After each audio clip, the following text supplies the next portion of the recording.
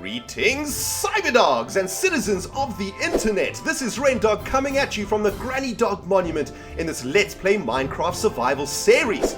In the previous episode, we were working on the apartment blocks of the Mole District, and as you can see in the background there, we've got basically a draft design of what the apartment blocks are going to look like. But guys, in this episode, we need to focus on something a little bit more important than that. We need to focus on wood! Because guys, I've realized, now that I've been working on these apartment blocks for a while now, that the only way we're going to be able to construct an entire city in Rentopia is with a butt tonnage of wood. And right now we do not have enough wood to achieve much. I've used most of our jungle wood actually making this apartment block over here, and I am fresh out of wood. So we're going to have to make a grove of trees where we can go and collect a whole bunch of jungle wood, a whole bunch of spruce wood, and then replant those trees and always have a source of woodage. Now guys, as you can see, I've added the second story to the apartment block that we were working on in the previous episode, and the second story is actually really sweet. Check it out, man. We've got a sweet ass view of the Granny Dog Monument and of Mole City, and I think what I'm going to do is get rid of these trees over here, which will give us a nice view of the farmlands and a great view of the horizon in that direction. And in this direction we can see the Great Bridge over there, which is really awesome. So that apartment is going to be really expensive, man, because those views are sweet. This apartment, on the other hand, well, the only view is going to be straight into the neighbor's apartment over here, as well as a view of the rail tracks. So this will be a cheaper apartment, man. This will be for this will be for the normal working class Moltopian, man. He can come and live in this apartment, no worries. But guys, at the end of the last episode, you guys may have noticed that a creeper did explode as I was saying goodbye. And as he exploded, I freaking panicked and I thought that he would have blown up one of our street lamps. But let me show you guys that all that creeper did was take out this bit of slabbage up in here, man. So that creeper actually failed so badly. He sacrificed his life to try and do damage, and all he did was break one piece of slabbage. So I would call that a victory for RENDOG, and so that's RENDOG 1, creeper butthole 0. So guys, I was actually so nervous that creeper would have blown up something important, but luckily he didn't. Beatrice has come to observe the construction of this apartment. You already have a house. Do not be envious of that apartment. Look at her. She's actually looking at it. She's like, I want to live up there, man. My house sucks. You better get back to work. Stop daydreaming. Oh, God. Man, me and Beatrice, we are not getting along right now. Even though I sleep in her bed, man, she makes me crazy angry. But guys, in this episode, we are going to be working on a more sustainable source of wood. And in order to do that, what we're going to have to do is plant a grove of trees. Now, I wanted to come into the forge rooms quickly because I do believe that all the iron and all the stone that we collected on our last adventure should now be smelted. And yes, please check it. All these resources. Nice. Get in my belly. Get in my belly. Come on. Come on, baby. There's some more iron. Sweet. And, oh, my mouse is freaking out up in here, man. Let's see. Have we smelted anything else? Nope. That is all good. Now, before we head over to making a grove of trees, I want to do something that you guys have been suggesting to me for a very long time. I want to make an iron golem because while we're away, I'm very worried about Beatrice. I'm very worried that a zombie might get her ass and kill her. If she dies, we've got a problem, man. Even though she is the worst cleaner in the world, who the heck is going to clean this place if she's not here? It's a love-hate relationship, man. I need her, man. I need you, Beatrice. I may be horrible to you, but I need you. I really do. So guys, we're going to make an iron golem to protect Beatrice while we're working on the grove. So let's just get our iron blocks ready, because to make an iron golem we need to get, what, 5 blocks of iron and 5 blocks or 4 blocks of iron, I do believe, and a pumpkin. So we need to head over to the farmlands to get a pumpkin. Let's just put down all the excess iron that we do not need. And we're gonna make old Beatrice a little friend. Maybe the reason she isn't working right now is because, she's lonely. And I can understand that. I've been living in the mole hole for like 192 episodes completely alone, and it does get pretty lonely up in here, man. But at least I got my pack of dogs with me. Beatrice actually has nobody. So why don't we make her an iron golem boyfriend until we can spawn another NPC for her to get along with? Let's make her an iron boyfriend, man. I know it's not exactly it's not exactly her dream husband. It's probably not the kind of husband she dreamt of marrying as a little girl, but you know, unfortunately, beggars can't be choosers at this stage. Do not worry, Beatrice. We will find you a hunky man that can move into your freaking sweet ass house. But for now, you're gonna have an iron boyfriend, and you're gonna like it. All right, so let's get into Beatrice's house. I want this iron golem to patrol this area to make sure that absolutely no freaking mobs can come and disturb old Beatrice over here. You know what, man? We actually need to close this part off because, oh god, Beatrice, but she seems to stick around in this area, which is pretty cool. But I'm worried that the iron golem might wander off down into the farmlands, and we definitely don't want that. So I think what we'll probably do is just get a few more fences, and we will fence in this iron golem in this area. Let's make some sticks, and we can make some fences. Sweet. So this is going to be sweet, guys. This is actually a suggestion that you guys have been making for a long time. Make iron golems to protect Beatrice. Not sure why I haven't done it yet, but we're going to do it right now. So 1, 2, 3, 4, and the pumpkin head. What the jazz? Is that not how you make an iron golem? Alright guys, I just had to go and check the recipe for the iron golem. My brain actually stopped working for a few moments there. Beatrice is just shaking her head. She's like, you damn noob. Why am I trying to make an iron golem in a crafting table? Oh my goodness, guys. That's what happens when you take a break from Minecraft for 3 weeks. You just become a complete and utter noob. Of course, you have to build the freaking iron golem, man. You don't make it in a freaking crafting table. Man, I just heard at least 30,000 cyberdogs face palming right in that moment. There we go, guys. There is our very first mole hole iron golem in place to protect Beatrice and to protect the surrounding areas of Mole City. Listen here, buddy. I am not paying you because you don't have a brain. But you better look after this woman. You see this woman over here? That is your only task. Look after her. And no funny business. You hear what I'm saying? No freaking funny business. Check, Beatrice is much happier now, man. Alright, you got your protection. You got your husband. Look after him, man. Alright guys, man, that was ridiculous. I just noobed out so hard. But man, you guys can understand why, right? I'm rusty, okay? It's been a long time since I've freaking played Minecraft. But guys, we're going to be heading now to the other side of the farmlands.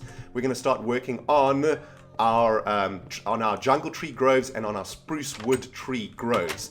Now, before we can even get to that, guys, we need to make some tools. We're going to need a butt ton of axage and a butt ton of seeds, or a butt ton of saplings. Here are our spruce saplings. And where are our jungle saplings? There they are. Okay, so these are the saplings that we're going to use to start our grove. And obviously what we'll do when we cut down the trees to collect the wood, we'll be able to collect more of the saplings and plant some more saplings as we go along.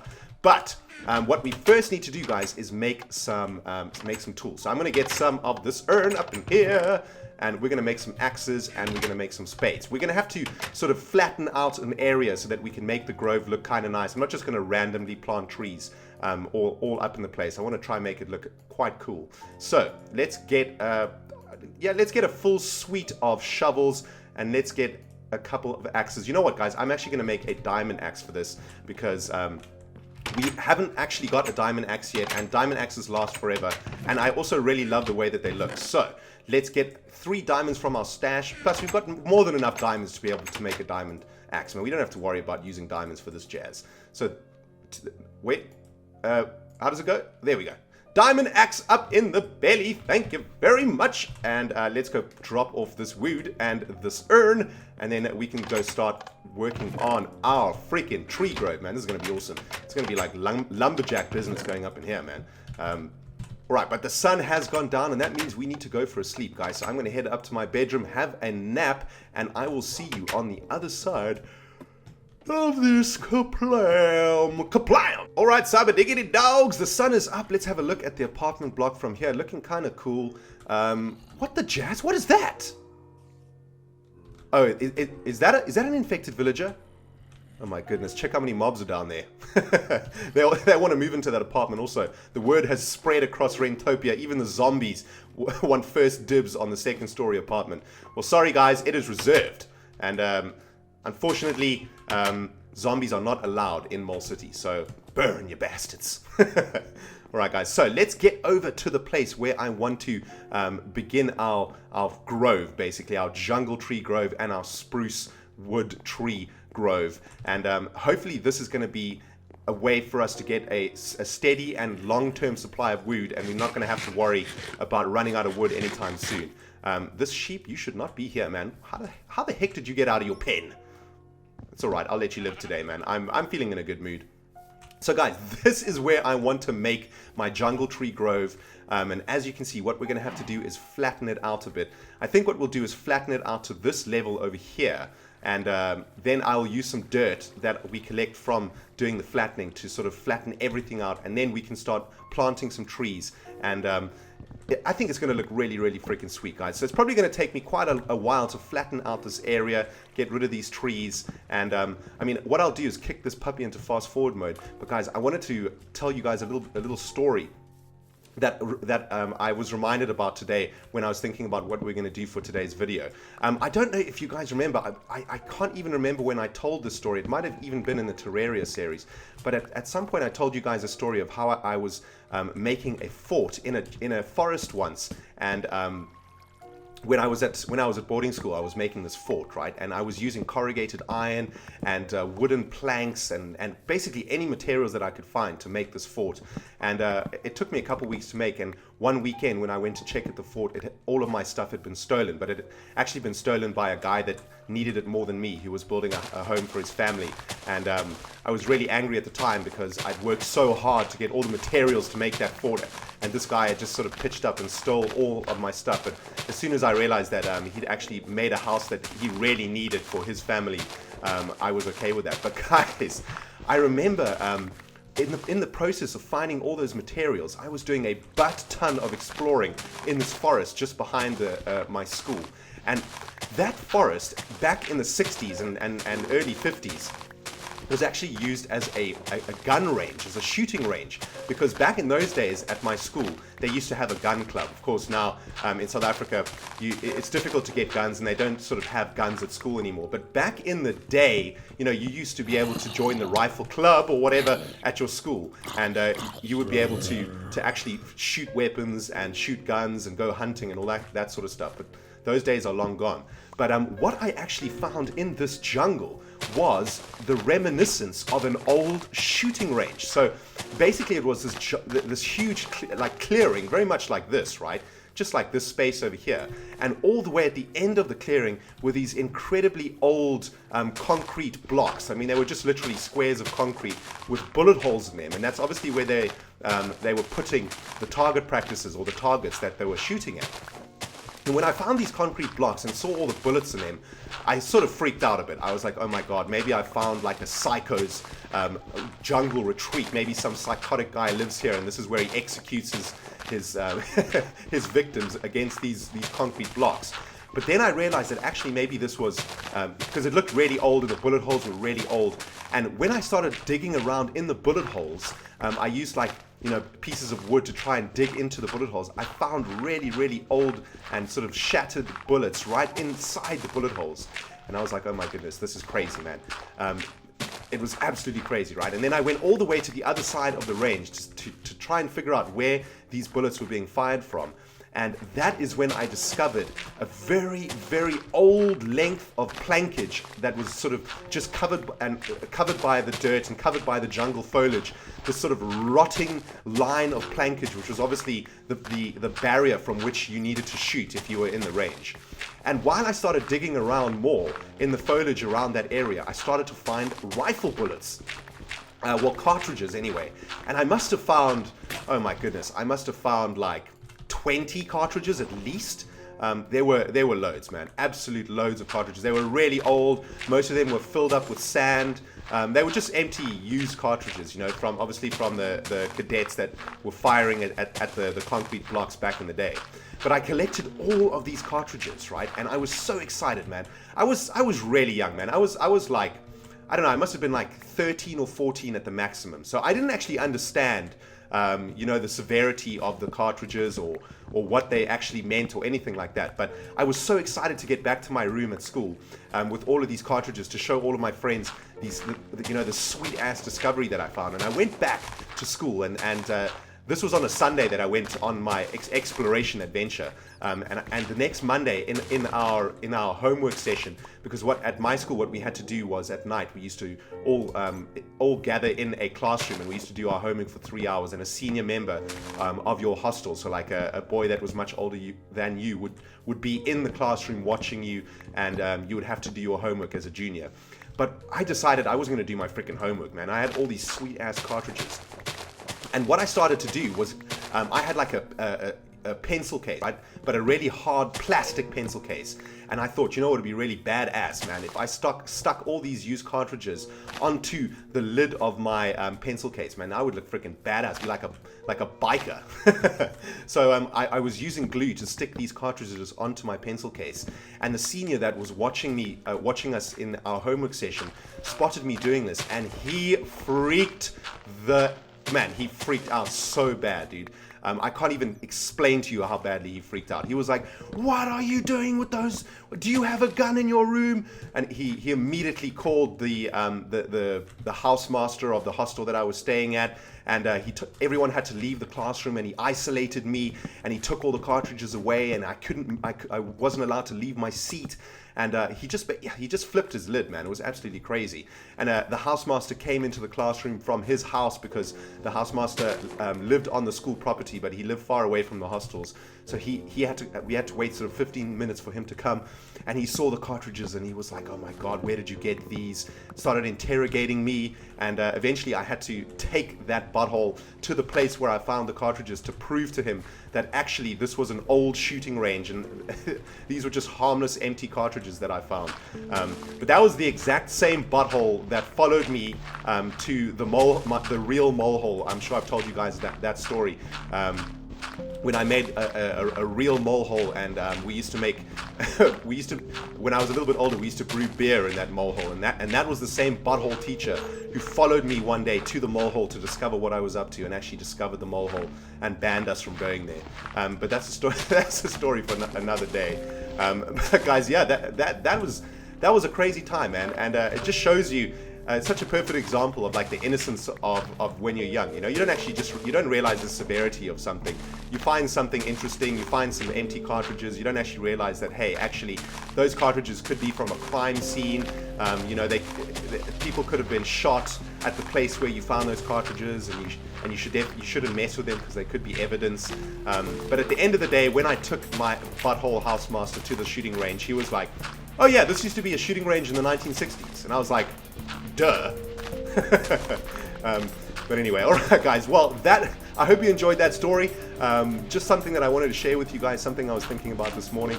And we've done a good bit of clearing out here, actually, while I've been talking. But I think what I'm going to do is kick this puppy into fast forward mode. And I will see you guys on the other side of this kaplam when we can start planting some of our saplings to get our wood grove up and running. Guys, I will see you on the other side of this kaplooey. Kaplooey!